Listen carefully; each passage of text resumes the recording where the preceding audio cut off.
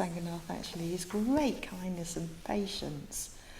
And also he's on the Council of Trustees for the Cambridge Buddhist Centre and works for Karana, which we may hear a bit about.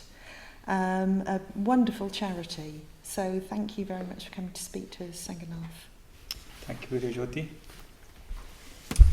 Hi everyone, good to see everyone. Hello everyone online as well. I'm going to use my notes, Sujata.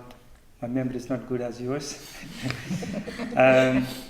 Really wonderful talk actually Sujata gave. And as Sujata said, we actually wouldn't exist here right now, talking in front of you if Dr. Ambedkar wouldn't exist. That's the reality. That's the fact. Sujata wouldn't be talking, I wouldn't be talking here. I'm sitting, in front of you and communicating today what I'm communicating with you. So in a way, that's the biggest impact you can imagine Dr. Ambedkar have in many millions of people's life. The life wouldn't be exist without his existence. That's as simple as that, really. Yeah. So please give me sign if I'm getting over time, because I'm not very good at keeping my time limit.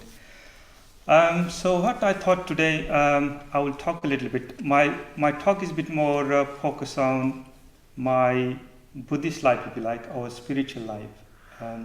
Because today we are celebrating Dr. Ambedkar's Mass Conversion Day, which he has done in 1956 with his thousands of followers, converting to Buddhism. And I could say a lot about, how Dr. Ambedkar impacted on my personal life or social life or economic life or, many aspects of life. But I thought maybe today is, I will talk a little bit how actually his life has impacted me personally and people in India spiritually, or, a bit more like, vision for life, if you like. So give you a little bit idea. So I grew up in a small village in India, southwest of India, where actually Sujata come from and Vinay come from as well. So I come from that small village as well. When I was a child, I was quite ill child. I had some kind of illness and I always was a bit sick. And because of that, my mom decided to take me to temples more often, or worshipping particular god in Hindu called Mahalakshmi. Mahalakshmi is goddess of wealth or prosperity or so on. So because of that, I had got a tremendous influence by kind of Hinduism early age. So I also got influence from my mother, going to temple and worshipping God, sometime on fastings. So I remember as a child, that's my little in religious faith, if like, it was quite deeply in the Hindu religion, particularly Hindu God. I remember actually sometimes even praying to this little Hindu shrine in my house and confessing when I was a child, things I find jealous or anything like that I found. So quite interesting really. When I reflect on my particular religious life, I felt actually I was quite influenced by Hindu religion, which is quite common because India is 80% of Hindu society. There's a lot of goddess in Hindu society exist in India, so it's quite understandably.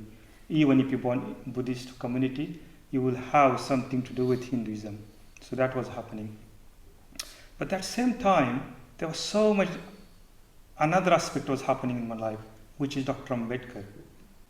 There were so many festivals were happening about Dr. Ambedkar. There were so many talks about Dr. Ambedkar. There were so many retreats, Buddhist retreat was happening. There were weekly classes was happening in my society, in my village. And in the middle of this, there was an inspiration of Dr. Ambedkar exist for many, many people. So here, I was kind of child early on. I faced with these two tensions in my life early on, my religious life, if you like. One is kind of Hindu faith, and one is kind of Buddhist faith, through Dr. Ambedkar's conversion, mass conversion, if you like. But anyway, this Hindu faith, it doesn't last very long because, it was just a matter of time. It was just a matter of growing up a little bit for myself. So when I grew up, Anyway, I responded more to the Dr. Ambedkar and Buddhism. And I can remember myself when I was a child, so quite early on, this is shift happened quite early on. Anyway, my mother also, she didn't me force anything. I was getting well enough, So early on, that same time, there was a lot of activities happening in my village, which I used to go to Dr. Ambedkar activities for children and so on. So I responded quite well with that one. In particular, I remember actually one of Dr. Ambedkar's greatest contribution, if you like. I remember on the mass conversion day, he gave 22 vows to the new Buddhist. Yeah, I wouldn't read 22 vows. But if you want to hear 22 vows, please come this weekend on Sunday. I'm going to read that 22 vows for you to just kind of give an idea what this 22 vows about. But 22 vows was amazing reflection of Indian society that time. It really gives me idea what have to leave behind and what have to move towards to. Bhante Sangha says, meaning of conversion means you need to have idea what you're leaving behind and what you're moving towards to. And what Dr. Ambedkar does in these 22 vows, he has given so really clear idea, this is you leaving behind and this is you moving towards to. So there are some Hindu practices or Hindu god, even like views like Buddha is reincarnation of Vishnu. We're not believing in that. We're not believing in worshipping a Hindu god, which is not very helpful to our society or our mind or consciousness. Said we are leaving behind these practices and we're moving towards to Buddha's vision, which is more to do with equality, fraternity, and freedom. He said you have to practice precepts, you have to practice Eightfold Path. So this idea of 22 vows really, as a child, I felt by heart I used to know these 22 vows. I used to lead these 22 vows and tell people. I can't remember at all now then, all of them. But by child, I felt quite strong influence by these 22 vows from me. So I have clear idea, this is I'm leaving behind, and this is I'm moving towards to. So that's something I wanted to just plug in, how that really manifested in my spiritual life. There's a clear path, clear idea, clear direction where I'm going towards to. Because, I think when you want to lead spiritual life, you sort of need to know what you're renouncing and what you're moving towards to. And each condition has, even UK, you have to work it out. What is you behind, what is you leaving behind, and what is you moving towards to. For Indian society, might be that time, this is, what essential to emphasize.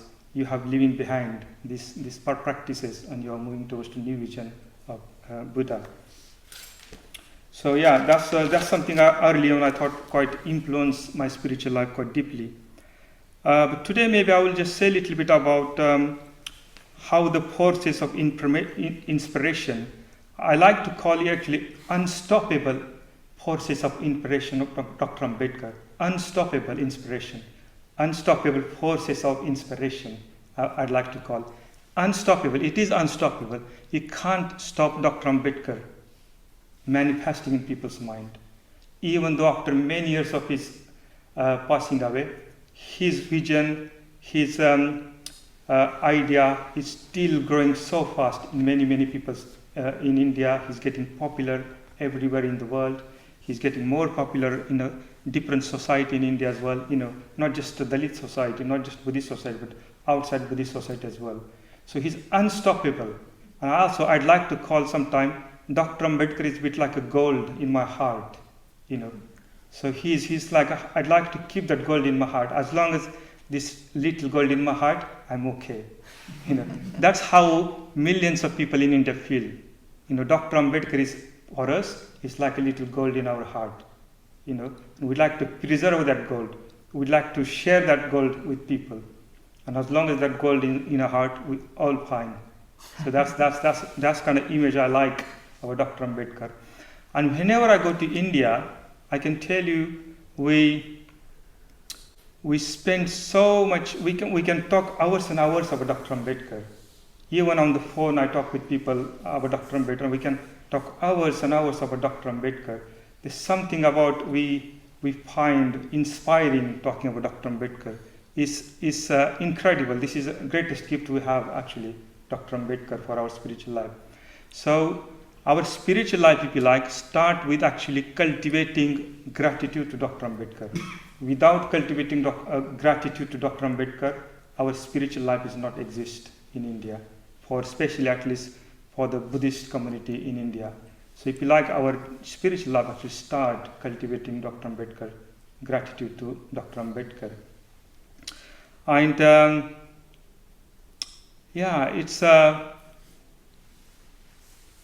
it's amazing really how people just can, sometimes we talk about, in dhyana, stages of dhyana, and you feel rapture and you feel joy, but that's how we feel when we talked about Dr. Ambedkar. This joy and rapture we can experience when we talk about Dr. Ambedkar. I have experienced myself.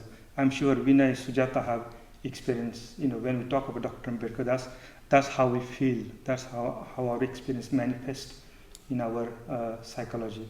So in a way, this is one of things I think, I personally think, that's why the greatest gift you have in spiritual life is a teacher, or inspiration, if you want to call. Whatever is inspiration, that's your gift. And Dr. Ambedkar, for many million people, it's gift. The inspiration, the teacher as a Dr. Ambedkar is a gift for us. That's, in a way, if you want to lead effective life or spiritual life, you have to have some kind of teacher, don't you? You have to have some kind of teacher and faith, devotion to the teacher. So that's how we feel, how we express our faith in Dr. Ambedkar.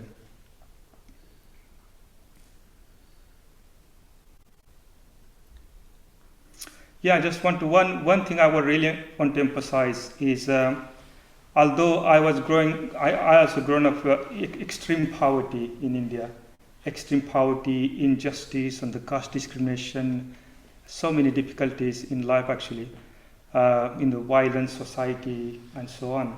But what I want to really emphasize here, although this is quite happening, slowly it felt that secondary for me. And what primary felt me is Dr. Ambedkar and his vision for life. Yeah.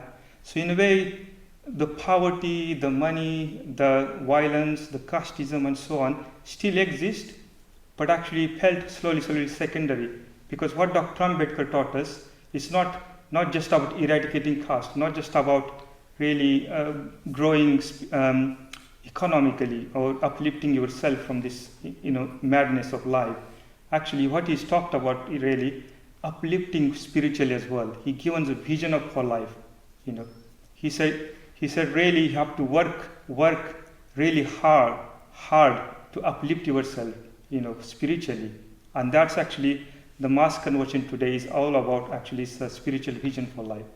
So in a way, I can say a lot about how struggle exist in India and still exists for many million people, the poverty and so on. But anyway, this is for us is a bit secondary. What primary for us is Dr. Ambedkar central into our life, and what he's given the vision for our life, if you like. That's more important. And anyway, Dr. Ambedkar probably he would be happy to see that my followers are, following the path of Buddha, if you like. That's he really wanted towards the end of life. And the Buddhism he wanted to practice in a way that not just for ourselves but for society, as Sujata said. She wanted to do is not a teacher for herself but for society as well. And Dr. Ambedkar wanted exactly that. He wanted his followers learn about Buddhism, teach about Buddhism, practice Buddhism, but practice in a way not just for yourself, not about personal development, but helping others as well. So this is, I think, time running out. I think I would just last 1 minute, I will say these are the slogans I always impacted since childhood. And I will just read them and finish my talk. So these are the slogans you heard as well: educate, agitate, and organize. When I was growing up, and this These thoughts actually written on temple or schools. You always used to hear and read these slogans, and has a tremendous impact actually. Educate, organize, and educate and organize. Like to build society based on equality, fraternity, and freedom. Was very important at that time. It's quite felt inspired about society of new vision, new society. Out of new society we grow up with. That was very, very strong actually from early on in my life, kind of thinking about new society. Another I really liked it. He said, 100 years, 100 days living like a goat, one day live at least like a lion. The goats are to sacrifice, but lions you can't sacrifice. Well, this is a little something about kind of uplifting. If you live in a poverty and caste society, really you have to have this lion-like qualities, not like a goat, like qualities. So I really find that inspiring. Another really important, I like this quote is, Niti manje Dhamma and Dhamma manje Niti. Morality is Dhamma and Dhamma is morality. So morality is so important, essential for spiritual life. Also, one another thing I really like, Dr. Ambedkar said, he said, Mansa Madil Uchit Vyavahar manje Dhamma.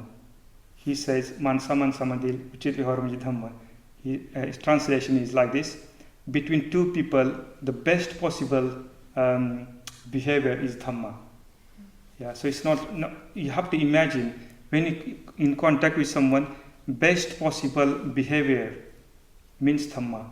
In a way, you have to imagine what could be best possible behavior between two people. It doesn't matter which caste you come from, which country you come from, as long as you are two people together working out what's the best behavior for your life, what's the best behavior in this moment, that's Dhamma.